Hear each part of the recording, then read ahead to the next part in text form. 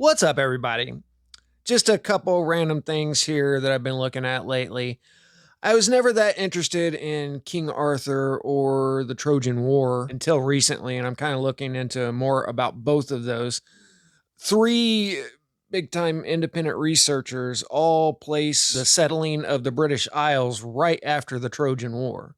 That's Anatoly Fomenko, Russian, Commons Beaumont, British, and Alan Wilson, Welsh. Alan Wilson has quite a few lectures on YouTube that's definitely worth checking out. He says there was actually two King Arthurs that all got melded together with time, and that all of the legends surrounding King Arthur are actually describing the events from the 536 AD cataclysms. And part of that is that the British Isles were in complete ruin, and Arthur set sail with an entire fleet to the Americas. So there's that theory that King Arthur and a bunch of Welsh came over after the 536 AD event, and then the Prince Madoc story that we're going to get into. And this is all suggesting European contact with the Americas long before Columbus. I've read several accounts where they say when the Spanish first arrived, Native Americans already knew about the story of Jesus. One of those accounts is in that 1600s book that I've done several videos about, with a lot of info on the Aztecs and everything. One of those stories was an expedition up into the New Mexico, California area, and they already knew about the cross. And as you will see, there were a lot of encounters in the 1700s with white, quote, Indians that spoke Welsh. Google AI doesn't have anything to say about this subject, and CNN says you're an arist if you even suggest such a thing, so I'm probably onto something here. Kind of like American explorer Richard Marsh in 1924 when he brought 3 Caucasian native kids from Panama up to Washington. And we're talking ginger white here, not just slightly European features. So we're going to read some stories out of the book Traditions of the Earliest Visits of Foreigners to North America, published in 1908. But first, I got to play you this clip from Alan Wilson. Was recognizable to everybody as British history, certainly up until 1700. Huh? And then suddenly things begin to change and move. By 1850, they were writing histories of Britain that bear no resemblance whatsoever in the early stages, no resemblance whatsoever to the previous histories of Britain. Out go Albine, out go Brutus, out go this, out go that, out goes everything. And you have a brand new history. It's like George Orwell, 1714 and not 1984. It's an Orwellian maneuver. And they are restyling, rewriting, reinventing a history for political and religious correctness. And that's what's happened. They've rewritten the histories. What they didn't want, they simply derided, abused, and abandoned. So I'll let you guess who it was that clawed their way back into British society and started changing all the history around that time. Prior to that, it was punishable by hanging for a Jesuit to get caught teaching anything in that country. I guess you have to exercise that kind of severity if you want to keep your history. But the way it's sounding is the, quote, mythology that we hear about King Arthur and the likes is the actual true history there. And that several expeditions from there had landed in the Americas long before Columbus. I guess I'm going to have to get into Atlantis too, because it keeps popping up in the middle of all this. If you want to jump to the Americas part, you can skip to the time on the screen, but I'm going to read this. If you guys watch those Commons Beaumont videos, he's suggesting that the British Isles were once part of Atlantis, and we got into that huge lake basin that is partially submerged under the ocean now. Well, Reuben says here, the Egyptian priests informed Solon that 9,000 years before that time, there was a vast island opposite of the Straits of Gibraltar in the Atlantic Ocean and a number of smaller islands near to it, by which there was communication with a continent beyond, that this island had a dense population of warlike inhabitants ruled by powerful kings who had subdued some of the smaller islands and parts of the continent beyond, that these kings finally combined their forces for the purpose of conquering the countries inside the Straits of Gibraltar, but were repulsed by the Athenians, and that afterward the great island and all its inhabitants were submerged by earthquakes and inundations in the depths of the ocean. There have not been scientists who believed they had found evidence of the existence of this island in the ancient world. But on the southern coast of England, strata of fluvial deposits 200 miles long and 2,000 feet thick had been laid down there by a large river of fresh water running for a long time. So I got to looking into this, and hi, everybody over in England and Ireland. I don't know your guys' geography over there, but what it looks like to me is the whole southern tip down here is all the alluvial deposits, flood deposits he's referring to. That's probably how the Isle of Wight was formed too. They even call the area New Forest. And when we get into Alan Wilson, he goes through and explains the Welsh name of all of these places, and it's describing these famous events from, quote, mythology. But Durrett mentions this 200 miles of flood deposits, probably right where all the national forest is, and he says the England of our day does not afford enough land for such a river. And even if England once joined France, as geologists teach, the Doggerland theory, such a river running from France or Germany into England would hardly have enough land for its course. If Plato's island, however, existed and joined the British Islands, it would have afforded territory for such a river running from the southwest. Nothing short of a volume of water such as flows in the channel of the Amazon, the Mississippi, the Ganges, or the Nile could have made such great deposits in any conceivable length of time. The best example of this is the Nile Delta. That is all an alluvial fan. That is all washed down from upstream. I did a video a while back questioning whether that land was even there when they built the pyramids. The pyramids are right here. So there's deposits comparable to that in the south of England, but there's no river. Anyway, I thought it was pretty interesting. I stumbled across two sources recently saying that the British Isles used to be part of Atlantis. Okay, so here's the story of Prince Madoc, sometimes spelled Madoc, and his alleged trip to America in 1170 or thereabouts. I shall take up the story of the Welsh in the 12th century. This was one of the most popular of these traditions, especially in Virginia, Pennsylvania, and Kentucky. It was not only believed by the common people, but got into the newspapers and magazines and books, and was credited by the learned as well as by the ignorant. There was scarcely a log cabin in which the subject was not discussed by the family, and in the stations where families were numerous, it furnished the material for many stories which were told to eager listeners. Madoc was the hero of the hour. His leaving Wales with ships loaded with his countrymen and sailing across an unknown sea to inhabit an unknown land to avoid civil war with his brothers for the crown of his father was an act of self-sacrifice which they deemed worthy of universal admiration.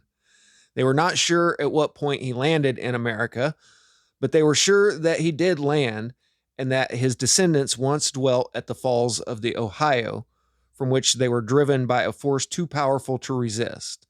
They believed that the mounds and earthworks in the Ohio and Mississippi valleys had been built by the Welsh for purposes not fully understood by moderns, but nevertheless erected by them for purposes of their own. Just so we're all on the same page, this is the same Welsh that stacked all these stones and made the huge dolmens here. He's saying that it could be the descendants of these people that are responsible for the cosmic serpent eating the egg and all of the ancient mounds that most of them have been dozed over. There used to be thousands and thousands of these mounds all throughout the Mississippi Valley. Now there's just a handful of token ones at Cahokia. But even where I grew up in the Ozarks, old farmers knew about the burial mounds out on their properties, and everybody knew to leave them alone, but they weren't massive like this. So if this is true, we're talking a huge impact on Native American culture, and it doesn't sound like he's making this stuff up. Let's keep going. They believed that those strange tombs made by encasing the deceased between 6 flat stones, forming the sides and ends and top and bottom of a rough sarcophagi, and placing them side by side and piling them one upon another until a kind of pyramid was constructed, holding a great number of their deceased, were made by the Welsh. If they had any doubt about the Madoc colony, all doubts were removed by an occasional Welsh Indian coming among them from a distant tribe for the purpose of trade and talking to Welshmen among the pioneers in their own language. The first account of the migration of Prince Madoc to unknown lands was printed in the Voyages of Hakluyt, first published in London in 1582. Hakluyt took it from the writings of Guten Owen, a Welsh bard who flourished in the latter part of the 14th century and early part of the 15th century, and who in turn had copied it from the records of the abbeys of Conway in North Wales.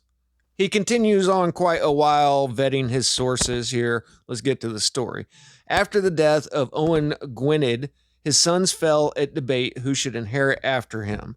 For the eldest son, born in matrimony, Edward or Jorwith Dwerden, was counted unmeet to govern because of the maim upon his face, and Hal that took upon him the rule was a base son, a bastard son, begotten upon an Irish woman.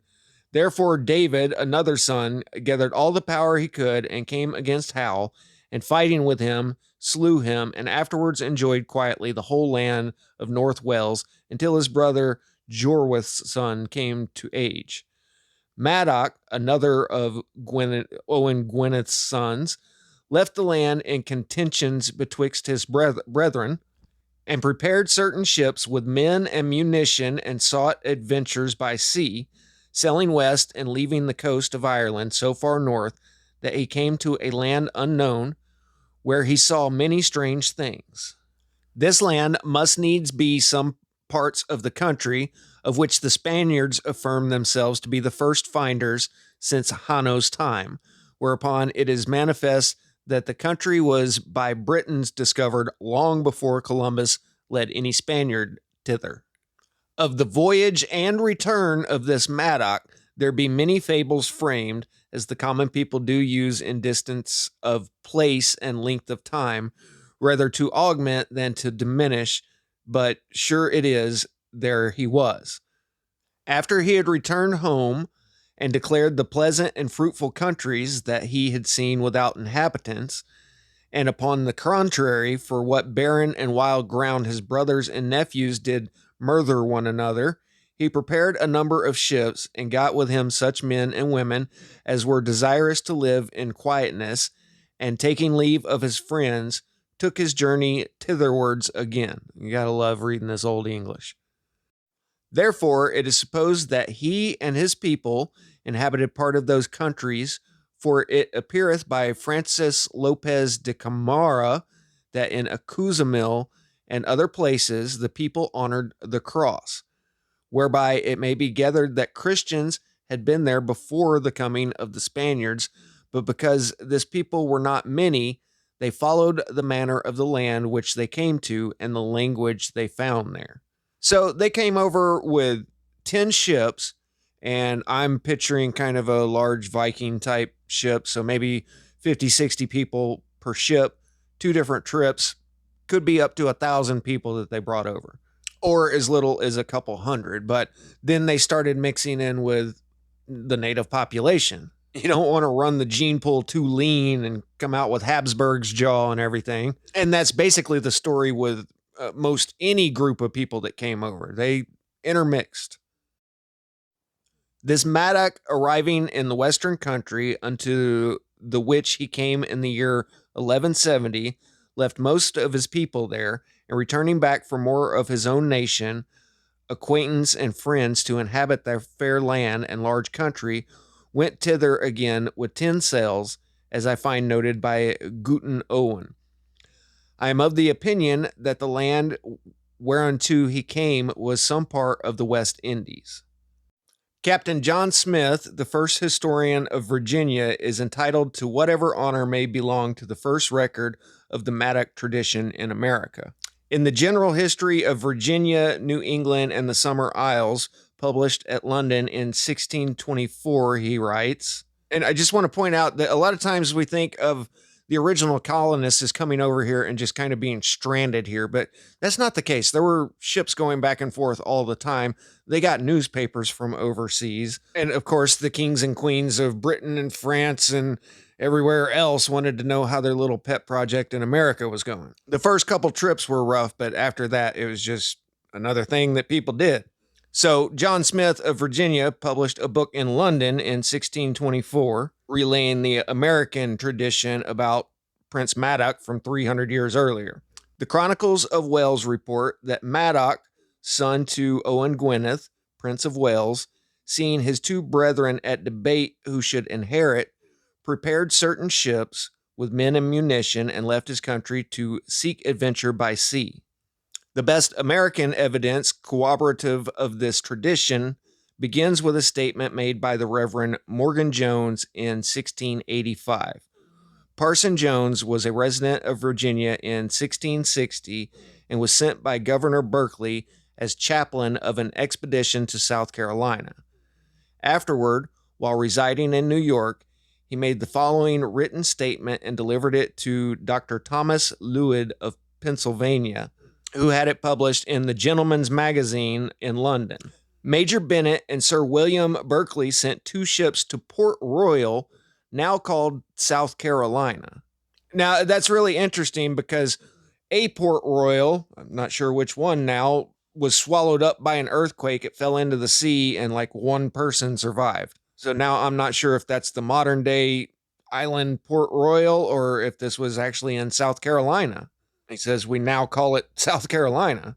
But we arrived at the harbor's mouth of Port Royal on the 19th of the same month, where we waited for the rest of the fleet that was to sail from Barbados and Bermuda with one Mr. West, who was to be the deputy governor of the said place. As soon as the fleet came in, the smallest vessels that were with us sailed up the river to a place called Oyster Point. There I continued about 8 months, all of which time being most starved for want of provisions. I and 5 more traveled through the wilderness till we came to the Tuscarora County. There the Tuscarora Indians took us prisoners because we told them we were bound for Roanoke. That night they carried us to their town and shut us up close to our no small dread. The next day they entered into a consultation about us, which after it was over, their interpreter told us that we must prepare ourselves to die the next morning.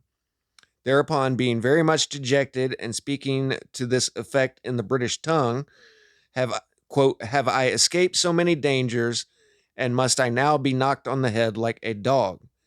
Then presently an Indian came to me, which afterwards appeared to be a war captain belonging to the Sachem of the Doegs, whose original I find needs be from the old Britons. He took me up by the middle and told me in the British tongue I should not die, and thereupon went to the Emperor of Tuscarora and agreed for my ransom, and that the men who were with me be freed as well. They then welcomed us to their town and entertained us very civilly and cordially 4 months, during which time I had the opportunity of conversing with them familiarly in the British language, and did preach to them 3 times a week in the same language, and they would confer with me about anything that was difficult therein. And at our departure, they abundantly supplied us with whatever was necessary to support our well-doing. They are settled upon the Pontiago River, not far from Cape Atros. So that's kind of crazy. They were about to do the guy in, and he uttered some famous quote, "Will I be knocked on the head like a dog?" And the guy understood what he said and said, "Whoa, wait a minute. How is it that we speak the same language?" And then he became the preacher there. And that's not the only account like this. There's quite a few more. We'll do one more here.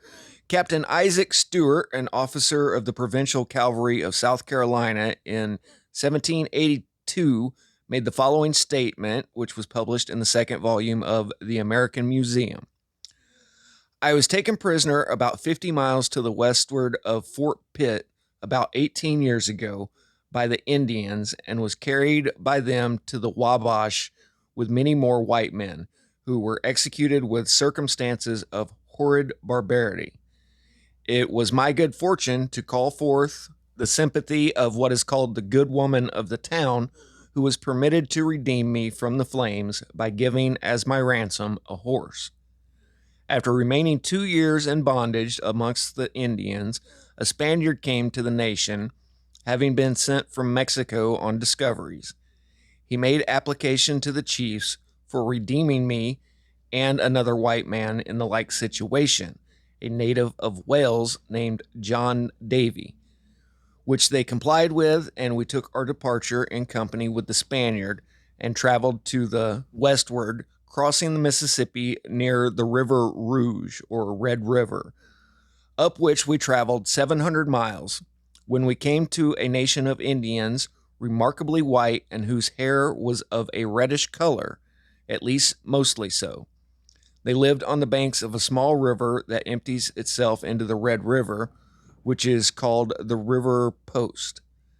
In the morning of the day after our arrival among the Indians, the Welshman informed me that he was determined to remain with them, giving as a reason that he understood their language, it being very little different from the Welsh.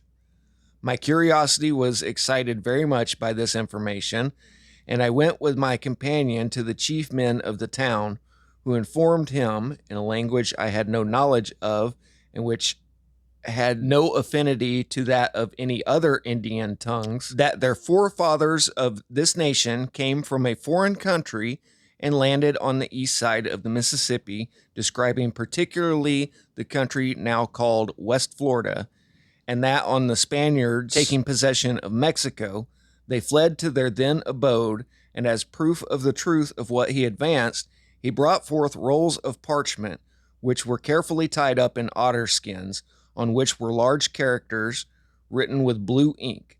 The characters I did not understand, and the Welshman, being unacquainted with letters, even of his own language, I was not able to know the meaning of the writing. They are a bold, hardy, intrepid people, very warlike, and the women beautiful when compared with other Indians. So it sounds like he went up into North Texas, Oklahoma region, and found a tribe of mostly red-headed natives. And they had been passing down the tradition that they had come from overseas. I'm going to have to look into Welsh giants now, because this is making me think of the red-haired giants, and a lot of the burial mounds had remains of these giants. So I wonder if there's a connection there. And also them erasing thousands of mounds from our history when everybody knew about this in all of America. Was that part of a ploy to erase the real history of these Europeans coming over long before Columbus? But yeah, that's pretty crazy. You know, Serpent Mound, Ohio, all kinds of ancient mounds. Now it's got me thinking about Poverty Point and other mound building societies may have been influenced by Europeans. It sounds like America was very sparsely populated at the time that Prince Madoc came over. When Europeans started coming over in large numbers, there were hardly any people here. But the Spanish say there were millions and millions of people here when they first arrived. So could they have been lying about that? Well, if you had come over and found the land of milk and honey and there was hardly anybody living here, you might tell everybody else in the world, oh yeah, it's full of the most ferocious warriors you've ever seen in your life. It's been a long time since I talked about the conquistadors and Cortez and these amazing stories of cunning and daring, how 200 Spaniards took over a kingdom of millions of people. Oh yeah, they could have exaggerated that a little bit.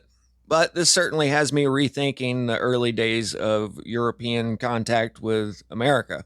I always thought that that was a strange story in North Mexico, California area. When the Spaniards showed up with a cross, they looked at it and pointed up at the sky and knew that it represented God.